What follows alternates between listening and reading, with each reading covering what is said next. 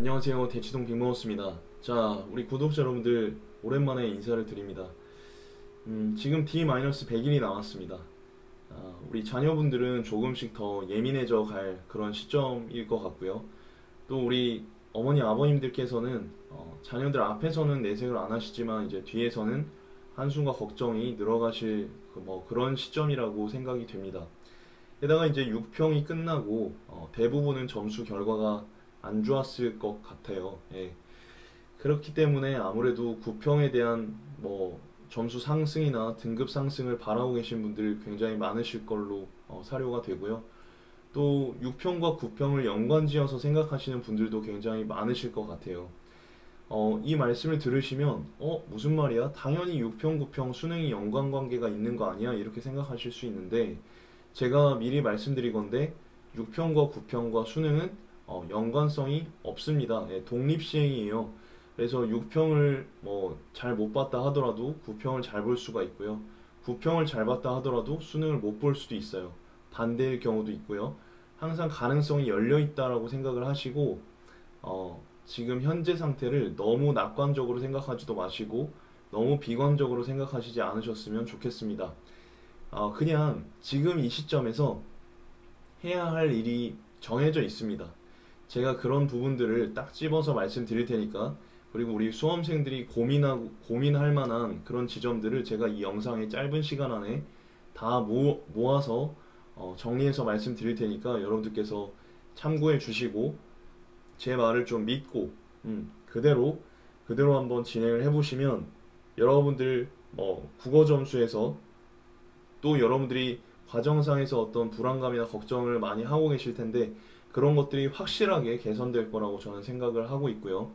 이 영상은 기본적으로 이제 현장 강의생들을 위한 영상이지만 구독자 여러분들도 보시면 도움이 될 것 같아서 원래는 유료로 공개하는 영상이지만 여러분들께는 무료로 공개를 드립니다. 그래서 제가 이제 부탁 말씀을 드리는 거는 여러분들께서 제 말을 꼭 믿어주시고 그대로 실천해 주셔야 한다는 점, 그거 좀 부탁드릴게요. 본격적으로 시작을 해보도록 하겠습니다. 일단 앞서 말씀드렸다시피 6평과 9평과 수능은 모두 독립시행입니다. 때문에 6평, 9평 점수와 등급은 참고로만 해주시기를 간곡히 부탁드립니다. 이 점수나 등급에 대해서 해석을 잘못하게 되면 아주 피곤한 그런 불필요한 에너지 소모를 많이 하게 됩니다. 부모 자식 간의 싸움도 많고요. 그 가운데 있는 분들이 대부분 이제 학원 선생님들인데 또 학교 선생님인 경우도 있고요. 특히 이제 예체능 계열 쪽에 선생님들이 이제 6평 점수를 가지고 또 9평 점수를 가지고 대학 지원을 거의 이제 확정된 것처럼 상담을 해주시기 때문에 그때 이제 여러분들도 가장 많이 흔들리고 불안해하고 어머니 아버님도 굉장히 불안해하는 모습을 제가 옆에서 많이 봅니다. 그렇지만 그럴 필요가 전혀 없다라는 말씀 드리고요.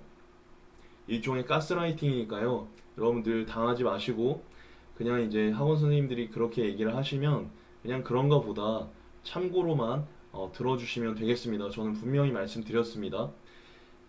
왜 이게 독립시행이라고 말씀을 드리냐면 기본적으로 출제위원들은요 수능 점수를 뭐랄까요 그 문제가 없게끔 딱 어떤 적정선에 맞추고 싶어 해요. 이걸 이제 쉽게 얘기해서 평균 점수라고 부르겠습니다. 평균 점수. 어떤 평균 점수에 맞추고 싶어 하거든요. 뒷말이 나오지 않게끔. 이 수능에서의 어떤 뒷말이 나오지 않게끔 하는 게 그들의 제1 목적이기 때문에 6평과 9평 성적을 가지고 계속 실험을 해요. 조율을 합니다. 그들이. 그래서 6평 때는 보통 어렵게 내고요. 6평 때는 이제 시험이 그래도 5개월, 6개월 정도 남아있기 때문에 조금 어렵게 내도 불만이 별로 없거든요.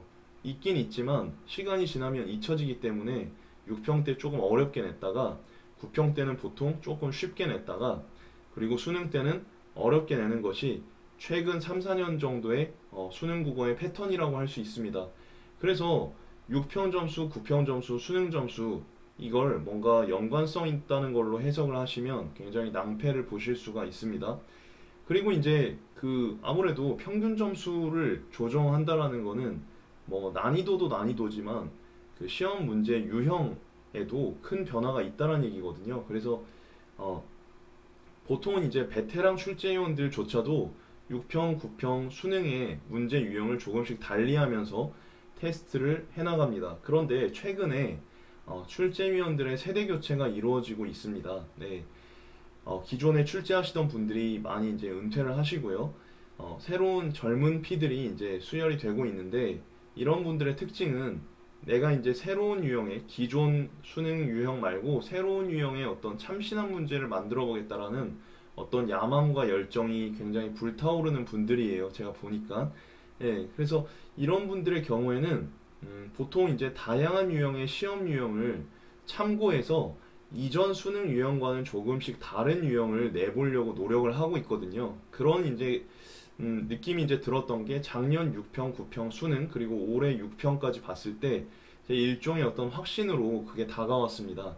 그래서 올해 9평이나 수능에서도 조금은 이제는 시험이 거의 다 끝나가고 있기 때문에 그 유형 테스트가 거의 끝나가고 있기 때문에 작년 6평, 9평 수능 그리고 올해 6평 정도 유형 안에서 이제 베리에이션이 있을 거라고 생각을 하는데 그럼에도 불구하고 아직까지는 그래도 새로운 시험 유형이 나올 수 있으니까요.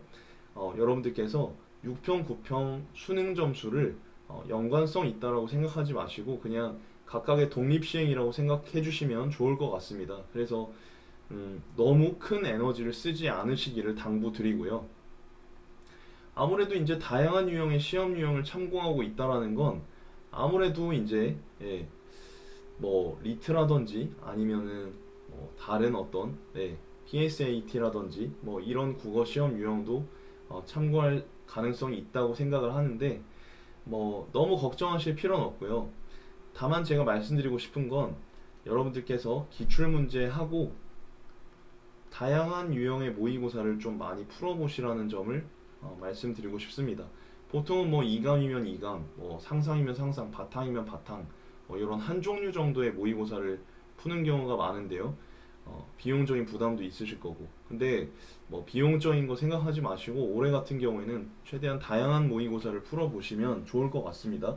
어차피 이 모의고사들도 뭐 리트라든지 PSAT라든지 이런 걸 참고를 해서 제작을 하기 때문에 여러분들께서 다양한 유형의 모의고사를 풀어보신다면 뭐 이런 올해 수능에 대해서 어느 정도 대비가 되지 않을까라고 생각을 하고 있고요.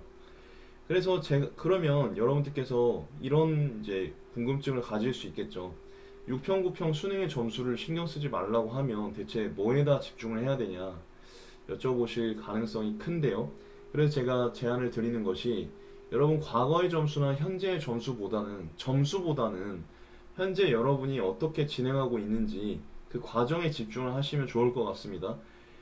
제가 이제 어떤 과정에 집중을 해야 될지 간단하게 말씀을 드리면 일단 문학은 크게 현대소설, 현대시, 고전소설, 고전시가 이렇게 네 영역으로 나뉘어져 있고요. 독서는 인문, 철학, 사회, 과학, 기술, 복합지문 이렇게 나뉘어져 있습니다. 사회는 이제 법경제로 나뉘어져 있고요. 그리고 언매 같은 경우는 의문 형태, 통사, 중세문법, 매체 이렇게 되어 있고 화장은 이제 크게 화법, 작문으로 나뉘어져 있는데 이 중에서 여러분들이 특히 많이 틀리거나 잘 안 되는 것들이 있죠. 요런 것들을 빨리 우선순위를 매기셔야 합니다. 내가 우선순위를 잘 모른다라고 하면 일단 모의고사 한 10회에서 20회 정도를 준비해 주세요. 그래서 최대한 단기간에 뭐 만약에 이제 약점을 모른다고 치면 또 제 수업을 듣지 않는 친구들이라고 치면 그냥 예를 들어서 아침 저녁으로 1회분씩 푸셔가지고 최대한 이 양을 빨리 쌓으세요. 빅데이터를 만드세요. 빅데이터를 만드시고 이미 저랑 하고 있는 친구들은 뭐 하실 필요 없고요. 이렇게 해서 그리고 빅데이터를 만드시면 이제 채점을 하실 거 아닙니까? 통계를 내보세요. 그래서 여기서 이제 제일 많이 틀리는 게 뭐다? 뭐 6평, 9평 예전 수능 문제로 하셔도 되고요. 사설 모의고사로 하셔도 됩니다. 어쨌든 여기에서 제일 많이 틀리는 영역을 카운팅을 해서 선정을 해보세요. 예를 들어서 문학에서는 고전 소설이다. 독서에서는 사회다. 언매에서는 뭐 통사론이다. 요렇게 이제 정한다고 한다면 요 부분을 집중적으로 이제 대비를 하는 그런 시간을 가져야 합니다. 보통 이제 보면요, 지켜보면은 여러분들 중에 대부분이요, 전체적인 공부를 해요. 교재도 처음부터 끝까지 하려고 하고, 또 뭐 공부도 현대소설, 현대시 잘하는데도 이거 잘하는 것도 하고 그 다음에 남는 시간에 못하는 거 하는 경우도 있고요. 하여튼 잘하는 거랑 못하는 거랑 동일하게 시간을 배정해가지고 공부하는 경우가 굉장히 많거든요. 근데 이렇게 되면 지금 상황에서는 불필요한 어떤 시간 소모가 일어나게 됩니다. 그래서 일단은 여러분들이 제일 약한 거, 하기 싫은 거를 선정을 하셔서 이거부터 잡으셔야 되고요. 다들 뭐 비슷비슷하다, 뭐 특별히 떨어지는 게 없다라고 한다면 여러분들 보통은 이제 약한 유형이 있게 마련입니다. 그래서 영역별로 뭐 특별한 문제가 없는 친구들은 여러분들이 많이 틀리는 유형을 선정하셔가지고 그거를 대비하시면 좋을 것 같습니다. 요것만 잡으면 여러분들 점수가 확실하게 올라가게 되니까요. 꼭 좀 진행해 보세요. 그리고 이제 말씀드리고 싶은 게 여러분들 지금부터는 질적 공부에서 양적 공부로의 전환을 하셔야 합니다. 네, 양적 공부로의 전환은 무엇이냐? 일단은 주의점이 6평, 9평의 경향성에 매몰되지 않아야 합니다. 그러니까 뭐 6평 반영, 뭐 9평 반영, 뭐 이런 문제를 찾아다니는 친구들이 있는데 그런 건 찾아다닐 필요가 없습니다. 예, 매몰되지 마시고 어차피 제가 앞서 말씀드렸다시피 올해 수능의 경향성은 6평, 9평과 다를 가능성도 굉장히 높으니까 최대한 여러분들이 다양한 문제를 풀면서 어떤 유형의 모의고사가 나오더라도 내가 풀 수 있는 적응력을 키우려고 노력해야지 6평, 9평 기존의 경향성에 매달려서 그거랑 유사한 걸 집중적으로 푸는 건 저는 추천드리지 않습니다. 올해 같은 경우는요. 제가 봤을 때 현재 출제자는 아직까지도 실험과 또 지문과 문제를 내는 훈련을 하고 있는 완성 단계가 아니라고 생각하거든요. 왜냐면 작년 6평부터 올해 6평까지 봤을 때 그 유형이 뭔가 이제 정형화되어 있지 않고 뭔가 문제도 완성되어 있다는 느낌이 잘 안 들어요. 정제되어 있다는 느낌이 잘 안 들어서 실험과 훈련 중이라는 말씀을 드릴 테니까 여러분들 꼭 매몰되지 않으시기를 부탁드립니다. 뒤에서 이제 조금 더 구체적인 플랜을 짜드리겠지만 일단은 여러분들 약점 보완을 위한 집중적인 풀이가 정말 필요하다라는 말씀 드리고 싶고요.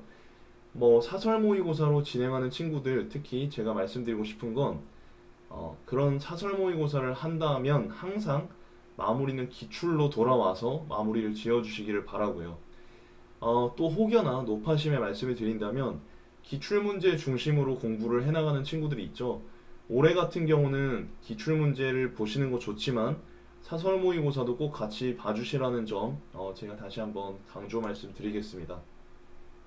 그리고 지금 시점에서 아마 여러분들이 매너리즘에 빠지기도 쉽고요. 또 뭔가 컨디션도 안 좋고 슬럼프에 빠지는 그런 경우도 있을 텐데 그런 경우라면 올해 상반기를 한번 돌아보세요. 여러분들이 연초에 어떤 결심을 하고 이제 이 수능판에 뛰어들어서 공부를 하고 계실 텐데 내가 애초에 계획만큼 열심히 했는가? 그렇지 않는가? 이런 것들도 한번 점검해 보시고 아쉬웠던 점, 뭐 잘했던 점 이런 것도 정리해 보시고 그러면 좋을 것 같습니다. 그리고 나서 그 다음에 여러분들이 하셔야 될 일은 뭐냐면 아무래도 과거에 대한 어떤 반성과 이런 것도 좋지만 이제는 시간이 얼마 남지 않았기 때문에 향후에 90 며칠, 100일 동안 어떻게 해야 될지를 이제 우리가 체질 개선을 해야 되거든요. 그렇죠? 그래서 그 체질 개선에 대해서 제가 말씀을 드리면 일단 여러분들께서 어떻게 할지에 대해서는 큰 틀만 정해 놓으세요. 그러니까 이런 친구들 있잖아.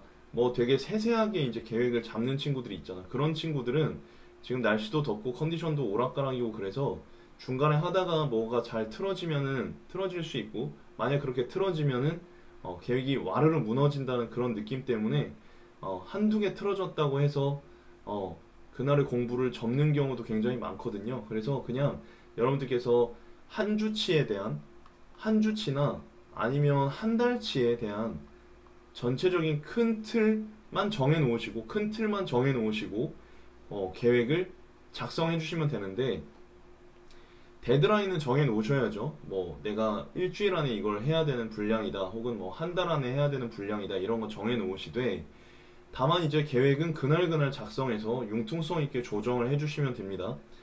그리고 이제 중요한 게 뭐냐면, 우리가 계획이라는 게 아직 실행하지 않은 미래에 대한 그런 스케줄을 플래너들 여러분들이 작성하시는 걸로 알고 있는데, 그렇게 하지 마시고 이제부터는 어떻게 하시냐면, 대략적인 틀 작성하시고, 대략적인 오늘의 할 일 정도 그냥 대략적으로 작성하시고, 꼼꼼하게 작성하셔야 되는 건 뭐냐면, 공부가 다 끝나고 집에 돌아와서 자기 전에, 주무시기 전에 오늘 내가 어떻게 했는지, 계획에 대해서 내가 얼마만큼 실천을 했는지를 셀프 피드백을 해주시면 참 좋을 것 같습니다. 그래서 사실 제가 말씀드리고 싶은 게, 우리가 결과는 통제할 수가 없죠. 결과는 어찌하지 못하지만 과정은 우리가 통제할 수 있단 말이에요. 우리가 통제할 수 있는 과정에 집중해서 매일매일 셀프 피드백을 실천한다면, 여러분들이 정말로 남은 100일을 200일, 300일처럼 쓸 수 있다고 저는 생각을 합니다. 그리고 이제 많은 친구들이 이 시점에 들어서 고민하는 게 뭐냐면, EBS 수특문학이나 수특독서, 그리고 수능 완성 어떻게 해야 될지 고민을 많이 하시는데, 일단 EBS 수특문학은 절대 외우지 마세요. 상당수 친구들이 강사의 강의라든지 아니면 주석이 달려있는 교재를 달달달 외우는 경우가 있는데, 그렇게 되면 망합니다. 왜냐하면 어차피 수능 시험에서는 EBS 수록 부분 제외한 나머지가 나와요. 현대소설이나 고전소설의 경우에는 현대시는 뭐 그대로 전문이 나올 수 있겠지만, 현대소설이나 고전소설은 그게 안 되거든요. 그래서 여러분들이 절대 외우지 마시고 어떻게 해야 되냐면, 여러분들이 스스로 분석하는 연습을 해보셔야 됩니다. 스스로 분석하는 연습을 꼭 해보시고요. 그리고 여러분들께 희소식일지 모르겠는데, 문제는 풀지 않아도 됩니다. 수특문학은 문제 풀지 않아도 됩니다. 왜냐하면 여러분 여기에 오류도 많고요. 또 여러분들 푸실 만한 다른 양질의 문제가 많기 때문에 그런 경우에는 문제를 풀지 않으셔도 됩니다. 다만 수특문학 교재에 나오는 지문과 보기는 꼭 정리를 해주셔야 됩니다. 요거는 이제 연계가 돼서 출제될 수 있기 때문에 정리해 주셔야 되고, 그리고 EBS 수특독서 지문은 오히려 꼼꼼하게 분석할 필요 없어요. 그러니까 문학이랑 독서랑 대비 방법이 정반대거든요. 문학은 문제는 풀지 않아도 되고, 지문과 보기 요건 이제 꼼꼼하게 분석을 했어야 되지만, 수특 독서 같은 경우는 지문은 꼼꼼하게 분석할 필요가 없어요. 왜냐면 독서 지문이 그렇게 통으로 연계되는 경우가 없고, 본문이 연계가 되더라도 독서의 특성상 시간 투입 대비 결과물이 그렇게 효율이 좋지 않기 때문에 지문은 꼼꼼하게 분석할 필요가 없고, 그냥 우리가 실전 문제 풀듯이 뭐 가볍게 그냥 보고 문제를 푸세요. 부담 없이 문제를 푸세요. 그리고 이제 개념어와 키워드 중심으로만 보세요. 요 정도만 알아두셔도 충분하고요. 그리고 이제 독서는 문제를 푸는 게 좋긴 좋아요. 왜냐하면 어차피 우리가 지문을 꼼꼼하게 분석하지 않는 대신에, 이게 이제 좀 문제를 풀면 지문을 꼼꼼하게 분석을 안 했더라도 좀 이해를 하는데 도움이 되기 때문에, 문제는 그냥 참고 자료로만 보시고, 뭔가 이제 안 풀리거나 되게 답답한 게 있을 거예요. 그럴 경우에는 그냥 해설지를 보셔도 됩니다. 수특 독서 같은 경우는. 그래서 빨리빨리 치고 나가시고, 수능 완성 같은 경우는 앞부분은 쉬우니까 뭐 그냥 빨리빨리 보시면 될 것 같고, 수능 완성은 이제 뒤에 실전 보고 5회분이 있죠. 올해 거를 보니까 문제질이 꽤 괜찮거든요. 요거 먼저 빨리 푸시면 될 것 같습니다. 그리고 이제 아직까지도 화작이냐 언매냐 고민하는 친구들이 있는데, 여러분 지금에 와서는 이제 이런 고민은 별로 의미가 없고요. 여러분들이 이제 상반기에 선택하셨던 부분이 있죠. 뭐 언매를 하고 있었다, 그럼 언매 가시고, 화작을 하고 있었다, 그럼 화작을 밀어붙이시는 걸 추천드립니다. 그리고 이제 지금 시점에서 N수생들에게 이제 추천하고 싶은 방법은 뭐냐면, 여러분들의 관연도 수능 시험지를 꺼내서 그때 상황과 풀이 과정을 다시 한번 복기해 보는 걸 추천드립니다. 그때 이제 어떤 기분도 있었을 거고, 내가 실수한 것도 이제 생생하게 떠오를 거고요. 또 이제 그때 후회됐던 것도 막 생각이 날 거예요. 그런 것들을 복기하면서 남은 기간을 정말 악착같이 공부를 하시면 도움이 될 것 같고요. 또 이제 뭐 틀리는 유형을 계속 틀린다거나 아니면 국어에서 이상하리 많지 점수가 안 오른다 하는 친구들은 국어 문제에 대한 풀이 과정을요 수학처럼 써보세요. 수학은 눈으로 푸는 경우가 별로 없잖아요. 근데 여러분들 보면은 국어는 눈으로 풀더라고요. 여러분 자녀가 우리 어머니 아버님들 여러분들 자녀분들이 국어를 메모를 안 하고요 눈으로 암산을 하더라니까요. 예. 그러니까 여러분들께서 꼭 손으로 써가면서 풀이 과정을 수학처럼 써본 다음에 그 다음에 해설지를 보면서 나의 사고 과정이 뭐가 잘못됐는지를 첨삭해 보시면 훨씬 공부하는 맛이 날 거고요. 또 공부하는 느낌이 들면 더 열심히 하게 되고 그럼 점수가 자연스럽게 올라갈 겁니다. 그리고 이제 그 다음은 시간을 억지로 줄이려고 하지 마시고요. 그냥 문제를 풀다 보면 자연스럽게 줄어들 거다 생각하고 진행해 주세요. 언제까지? 한 9월달, 9월 중순 정도까지 진행해 주시고 9월 중순 정도부터 이제 타임어택을 진행하셔도 충분합니다. 뭐 이미 시간이 어느 정도 뭐 80분, 90분, 100분 여기에 이제 해당하는 친구들은 뭐 지금부터 이제 시간 제한을 두고 하셔도 좋겠지만요. 요점은 몇 분 컷, 몇 분 컷 뭐 이런 어떤 강의를 들으면서 그 상술에 이제 넘어가지 마시고 그냥 정도를 지켜서 여러분들이 갈 길을 가자라는 이야기를 하고 싶습니다. 자, 이제 마지막 페이지입니다. 요일별 계획 제안인데 여기까지 이제 영상을 잘 봐주신 여러분들을 위해서 제가 준비한 선물 같은 페이지입니다.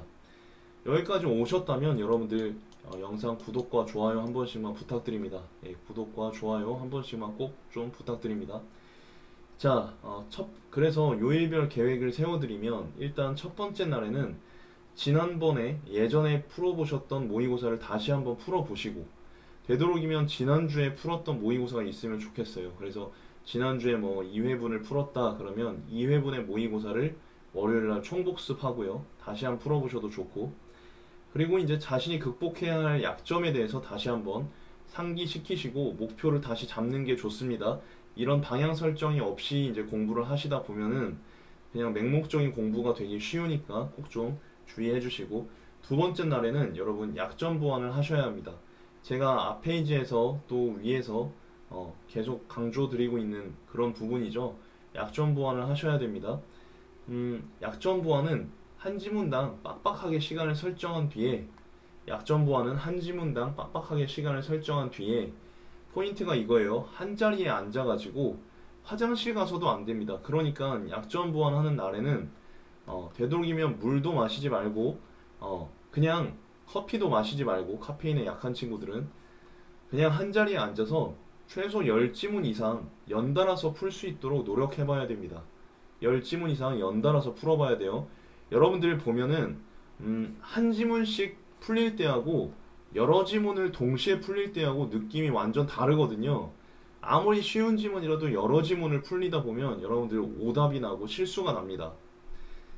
그렇기 때문에 근데 보통은 이제 한 지문 풀어서 다 맞는다 그러면 그게 자기 실력인 줄 알거든요. 그렇게 하지 마시고 최소 10지문 이상 연달아서 풀고 그 다음에 정답률을 체크해 놓고 기록해 놓으세요. 노트에다가. 그래서 여러분들이 그 정답률이라는 게 이제 점점 나아지는지 아니면 떨어지는지 이런 것들을 데이터화 할 필요가 있습니다. 세 번째 날, 네 번째 날도 영역을 달리해서 진행해 주시면 돼요. 그러니까 제 계획의 특징은 뭐냐? 일주일 중에 3일을 뭐 하라고? 약점 보완을 하라는 거야. 지금 상황에서. 그리고 하루는 뭐야? 복습하라는 거야. 복습. 아시겠습니까? 예.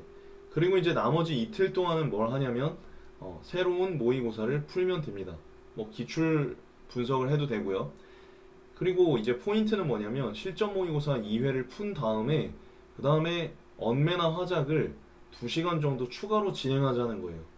지금 우리가 시험장에서 제일 이제 많이 겪는 그 함정은 뭐냐면 평상시보다 여러분들이 더 극심한 스트레스에서 더 심한 집중력을 요구받는다는 거예요. 집중력을 정말 평소에 쓰는 것보다 훨씬 더 많이 쓰기 때문에 체력 소모가 엄청 심하다는 거거든요. 그래서 제가 거기에 대한 대안으로 제시하는 건 뭐냐면 평상시에 수능 시험장에서 경험할 스트레스나 체력적인 한계를 평상시에 깨자는 거예요. 미리 깨놓자는 거지. 모래주머니 효과를 노려보자는 거죠. 그래서 보통은 실전 모의고사를 풀면 이제 녹초가 될 텐데 그때 잠깐 5분이나 10분을 쉬든지 아니면 연달아서 2시간을 추가로 진행해보면 요거 80분에서 100분 정도 걸릴 테고 요거 2시간 정도 하면 혹은 뭐 1시간에서 1시간 반 진행하셔도 됩니다. 요렇게 하면 여러분들 반드시 체질 개선이 일어납니다. 특히 평상시에 실력은 좋은데 시험장에 가면 점수가 안 나오는 친구들이 있죠. 그런 친구들은 반드시 모래주머니를 차셔야 됩니다. 그리고 이제 쉬운 문제라고 절대 넘어가지 마시고 또 이제 특히 N수생의 경우에 그 해당되는 건데 여러분들 문제를 너희가 평가하지 마세요. 예. 여러분들이 문제를 평가하지 마. 여러분들은 문제를 평가하는 사람이 아니고 문제를 그냥 제한 시간 내에 잘 풀어내는 사람들입니다. 그러니까 문제가 이렇다 저렇다 왈가왈부 하지 말고 그거는 제가 할 테니까요. 여러분들은 그냥 푸세요. 푸시고 개떡같이 얘기를 해도 찰떡같이 알아듣는 그런 포인트를 거기다 맞추셔야지 이 문제는 안 좋고 저 문제는 안 좋고 이렇게 하지 않으셨으면 좋겠습니다. 예. 그리고 이제 여기까지 이제 오셨으면 여러분들은 더 이상 경쟁자를 의식하지 않으셔도 됩니다. 왜냐하면 여러분들의 경쟁자는 이 멋진 전략을 알지 못하거든요. 여러분들만 알고 있어요. 그렇기 때문에 여러분들이 훨씬 유리합니다. 이제 경쟁자들을 의식하지 마시고 여러분들 자신이 드디어 여러분들이 할 수 있는 만큼 최선을 다하시면 되는 거예요.